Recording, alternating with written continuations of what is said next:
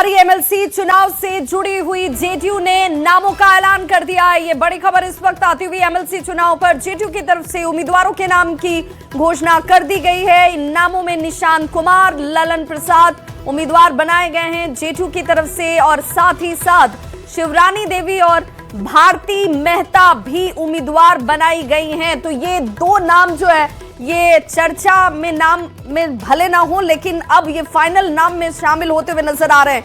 आनंद अमृतराज हमारे साथ इस खबर पर ज्यादा जानकारी के साथ जुड़ गए हैं। आनंद, निशांत और ललन प्रसाद इनकी पहले से चर्चा थी, लेकिन दो और जो नाम जुड़े हैं ये दोनों नाम चर्चा से बिल्कुल इतर नजर आते हैं। देखिए बिल्कुल विवाह, लेकिन सबसे महत्वपूर्ण है कि मैं आपको जो सबसे इस एमएलसी उम्मीदवार में जो सबसे महत्वपूर्ण बात है वो ये है कि इसमें जेडीयू का जो कोर वोटर माना जाता है लौकुश और अति पिछड़ा, उसे ध्यान में रखकर ये टिकट दिया गया है। निशांत कुमार ओबीसी समाज से आते हैं, कुर्मी समाज से आते हैं और नीतीश कुमार के बेटे हैं जो जेडीयू के राष्ट्रीय अध्यक्ष हैं। इसके अलावा श्रीमती भारती मेहता जो मधुबनी की है और संस्कृत शिक्षा बोर्ड के अध्यक्ष भी रह चुकी है और जेडीयू की काफी जेडीयू के महिला मोर्चा की अध्यक्ष भी रह चुकी है और काफी मुखर नेता मानी जाती है मिथिलांचल की, और काफी तेज दिल्ली यूनिवर्सिटी से पढ़ाई उन्होंने पूरा किया है और एक जेडीयू में एक तेज तर्रार महिला नेता के तौर पर इनकी पहचान है। और ये भी नोनिया समाज से आती है जो अति पिछड़ा समाज से आता है। इसके अलावा शिवरानी देवी प्रजापति जो पश्चिम चंपारण से आती हैं, ये कुम्हार समाज से आती हैं, ये भी अति पिछड़ा समाज से आती हैं। ललन प्रसाद जो शेखपुरा से आते हैं, ये धानुक समाज से आते हैं। तो अगर इस पूरे समीकरण को आप देखें तो जेडीयू ने अपने समीकरण को साधने की पूरी कोशिश की है, अपने वोट बैंक को एक बड़ा मैसेज देने की कोशिश की है कि जो लौकुश और अति पिछड़ा जो सबसे कोर वोटर नीतीश कुमार का माना जाता है उसमें उस बिल्कुल आनंद कोर वोटर भी साधे गए। और एक और जो तबका है जिसका बहुत ज्यादा झुकाव और लगाव नीतीश कुमार की पार्टी के साथ, पूर्व मुख्यमंत्री नीतीश कुमार के साथ रहा, वो महिला कोर वोटर भी रही। संभवतः वो बैलेंस भी यहाँ बनाया गया।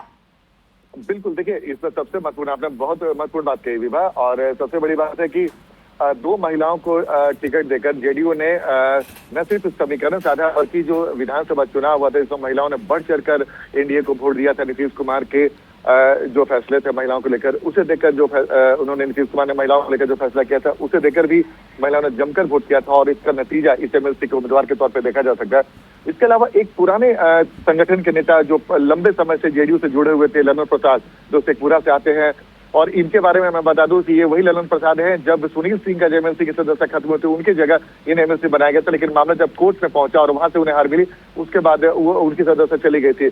तो जेडीयू ने उनका पूरा ख्याल रखा और अपने पुराने कार्यकर्ता को सदस्य बनाकर, बिल्कुल पुराने कार्यकर्ता को सदस्य बनाकर सम्मान दिया। महिलाओं का प्रतिनिधित्व यहाँ पर मजबूत स्थिति में दिखाया और अपने कोर वोटर को भी एक साथ साधा है। बहुत बहुत शुक्रिया आनंद अमृतराज तमाम जानकारी के लिए।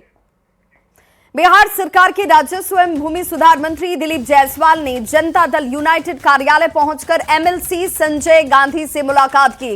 राजनीतिक गलियारों में इस मुलाकात को आगामी विधान परिषद चुनाव की तैयारियों से जोड़कर देखा जा रहा है। हालांकि इन चर्चाओं के बीच मंत्री दिलीप जायसवाल ने खुद सामने आकर स्थिति को साफ किया।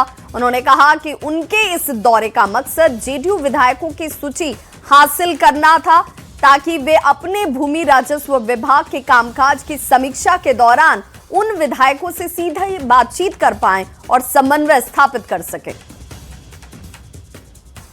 जेडीयू कार्यालय हम लोग एनडीए गठबंधन है और हम लोग सब जगह आते जाते रहते हैं। हमको वहां से विधायक की सूची नंबर ये सब लेना था। राजस्व विभाग में अभी समीक्षा चल रहा है तो उसमें समीक्षा बैठक में जो है प्रत्येक दिन हम 3 जिला की समीक्षा करते हैं जिसमें collector, additional collector, DCLR, CO और वहां के सभी माननीय विधायक रहते हैं।